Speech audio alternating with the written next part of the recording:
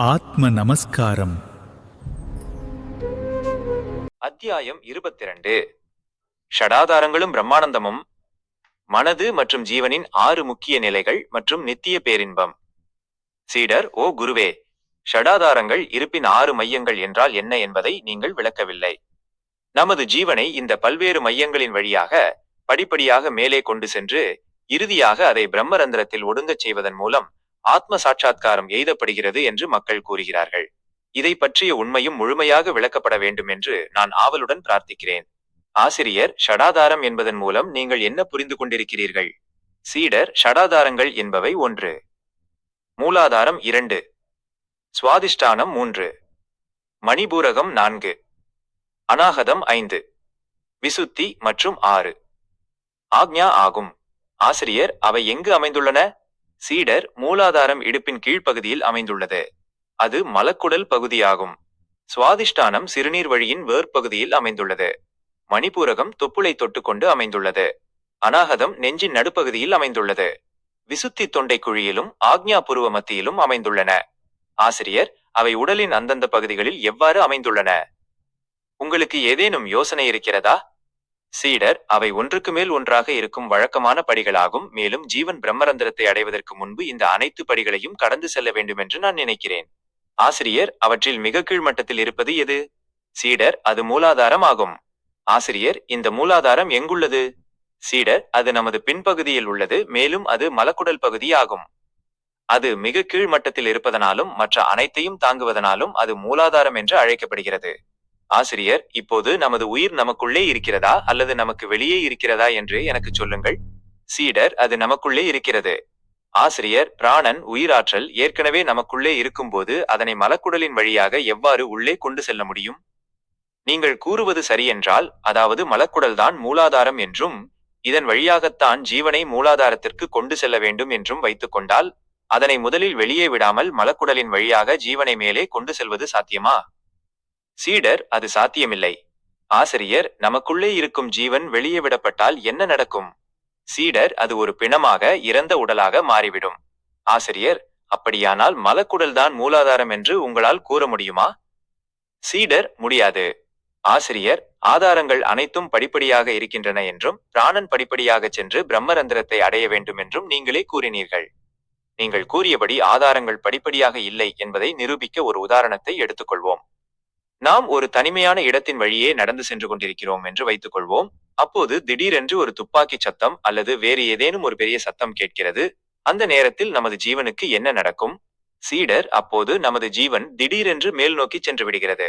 ஆசிரியர்: அது எங்கிருந்து மேல் நோக்கி செல்கிறது? அது உட்புறத்திலிருந்தா அல்லது வெளிப்புறத்திலிருந்தா? சீடர்: நமது உட்புறத்திலிருந்து. ஆசிரியர்: நமக்குள்ளே இருக்கும் நமது ஜீவன் திடீரென்று மேல் நோக்கி செல்லும் போது நாம் எந்த நிலையில் இருப்போம்? சீடர்: நாம் சுயநினைவற்ற மயக்க நிலையில் இருப்போம். ஆசிரியர்: இதற்கான காரணம் என்ன? சீடர்: ஏனெனில் ஜீவன் மேல் நோக்கி சென்று விட்டது. ஆசிரியர்: நீங்கள் கூறியபடி அங்கே 6 ஆதாரங்கள் இருந்தால், மேலே குறிப்பிட்ட நிகழ்வில் ஜீவன் மேல் நோக்கி சென்றபோது அத்தகைய ஆதாரங்கள் எதுவும் அங்கே காணப்படவில்லையே. ஒருவேளை ஏதேனும் இருந்தால் ஜீவன் அதனை திறந்து கொண்டுதானே சென்றிருக்க வேண்டும். அதுவும் நடக்கவில்லை. மேலும் நாம் தூங்கும் போது நமது ஜீவன் நமக்குள்ளே மேலும் கீழுமாக இயங்குகிறது. இதுவே சமீரணா என்று அழைக்கப்படுகிறது. இதை பற்றி நாம் முதல் அத்தியாயத்தில் விளக்கியுள்ளோம். அந்த சமீரணா என்பது நமக்குள்ளே மேலும் கீழுமாக இயங்கி பிரம்மரந்திரத்தை தாக்கும் ஒரு ஆற்றல் ஆகும். அப்போதும் நாம் அந்த 6 ஆதாரங்கள் படிப்படியாக இருப்பதை காண்பதில்லை.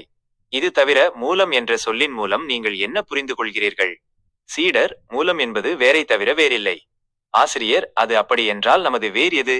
சீடர்: அது மலக்குடல் பகுதியாகும். இதன் வழியாகத்தான் நாம் அனைத்து அசுத்தமான பொருட்களையும் வெளியேற்றுகிறோம். ஆசிரியர்: இது அர்த்தமற்றது. மூலம் என்பது வேறாகும். எனவே அதுதான் முதலில் தோன்றியிருக்க வேண்டும். நீங்கள் குறிப்பிட்ட அந்த திறப்பு மலக்குடல்தான் நமது உடலின் வேர் அல்லது அடித்தளம் அல்லது தாங்குதல் என்று கூறுவது சாத்தியமற்றது ஆகும். ஒரு பெண் குழந்தையை பெற்றெடுக்கும் போது கூட முதலில் வெளிவருவது எது? குழந்தையின் மலக்குடல் பகுதியா அல்லது குழந்தையின் தலைப்பகுதியா? சீடர்: அது தலைப்பகுதி ஆகும். ஆசிரியர்: மலக்குடல்தான் தொடக்க புள்ளி என்றால் பிரசவத்தின் போது அது தாயின் கருப்பையிலிருந்து முதலில் வெளிவரும் என்று நீங்கள் எதிர்பார்க்க மாட்டீர்களா? மூலாதாரம் என்பது நமது வாழ்வின் வேர் அல்லது அடித்தளமாக இருக்க வேண்டும்.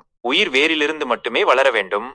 எனவே மூலாதாரம் என்பது நமது தலையாக இருக்க வேண்டும். அங்கிருந்துதான் வாழ்வு உண்மையில் தொடங்குகிறது. மேலும் நாம் ஒரு படத்தை வரையும்போது கூட இயற்கையாகவே நாம் எங்கிருந்து தொடங்குகிறோம்?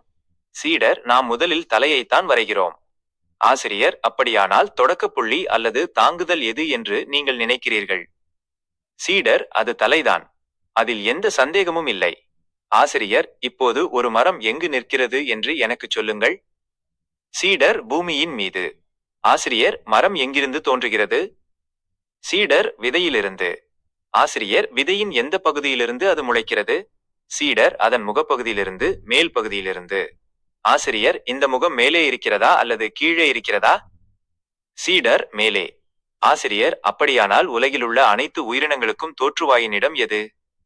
சீடர், மேல் பகுதி, தலைப்பகுதி. ஆசிரியர், நாம் மேலே விவரித்த அந்த மரம் எவ்வாறு தண்ணீர் மற்றும் பிற சத்துக்களை உறிஞ்சுகிறது? சீடர், அதன் வேரின் மூலம். ஆசிரியர், மரத்தின் கீழ்ப்பகுதிக்கு உணவையும் நீரையும் வழங்குவதற்கு பதிலாக அதன் கிளைகளுக்கு நீங்கள் அவற்றை வழங்கினால் அது மரத்தின் வளர்ச்சிக்கு ஏதேனும் பயன்படுமா? சீடர், இல்லை. அது மரத்தின் வளர்ச்சிக்கு எந்த பயனும் தராது. ஆசிரியர், ஏன் தராது? சீடர், ஏனெனில் உணவும் நீரும் அதன் வேருக்கு வழங்கப்படவில்லை. ஆசிரியர், அப்படியானால் ஒரு மரம் அதன் உணவையும் நீரையும் எவ்வாறு உறிஞ்சுகிறது? சீடர், அதன் வேர்களின் வழியாக. ஆசிரியர், நீங்கள் வேர் என்று கூறும் மலக்குடல் பகுதியின் வழியாக நம்மால் ஏதேனும் உணவையோ அல்லது நீரையோ உட்கொள்ள முடியுமா? சீடர், அது சாத்தியமில்லை. ஆசிரியர், மலக்குடல்தான் நமது வேர் என்றால் நாம் ஏன் அந்த திறப்பின் வழியாக நமது சத்துக்களை உட்கொள்வதில்லை? சீடர், அது அப்படித்தான் இருக்க வேண்டும். ஒருவேளை அந்த திறப்பு மூலாதாரமாக இல்லாததுதான் நாம் அதன் வழியாக உணவை உட்கொள்ள முடியாமல் போனதற்கு காரணமாக இருக்கலாம். ஆசிரியர், நாம் நமது உணவை எவ்வாறு உட்கொள்கிறோம்? சீடர், நமது உடலின் வேராகிய தலையில் அமைந்துள்ள நமது வாயின் வழியாக நாம் உணவை உட்கொள்கிறோம். ஆசிரியர், ஒரு தாவரத்தை பொறுத்தவரை மூலம் வேர் என்பது எதிலிருந்து நாற்று வெளிவருகிறதோ அதுவாகும். மேலும் நம்மை பொறுத்தவரை மூலம் என்பது நமது தலை ஆகும். இந்த தலை நமது உடலின் மிக உன்னதமான மேல் பகுதி ஆகும். வாழ்வின் அனைத்து வளர்ச்சிகளின் தோற்றுவாய் இந்த தலைதான். இந்த தலையில்தான் அனைத்து ஷடாதாரங்களும் அமைந்துள்ளன. மூலாதாரம் என்ற சொற்றொடரை மூலம் மற்றும் ஆதாரம் என இரண்டு கருத்துக்களாக பிரிக்கலாம். மூலம் என்றால் தோற்றுவாய் என்றும், ஆதாரம் என்றால் அடித்தளம் அல்லது தாங்குதல் என்றும் பொருள்படும். மூலாதாரம் என்றால் எந்த இடத்திலிருந்து பொருட்கள் தோன்றுகின்றனவோ அந்த இடத்தை குறிக்கும். இந்த இடமே நமது உணர்வுகள் மற்றும் இருப்பின் அனைத்து நிலைகளுக்கும் ஆதாரமாக விளங்கும் மனமே ஆகும்.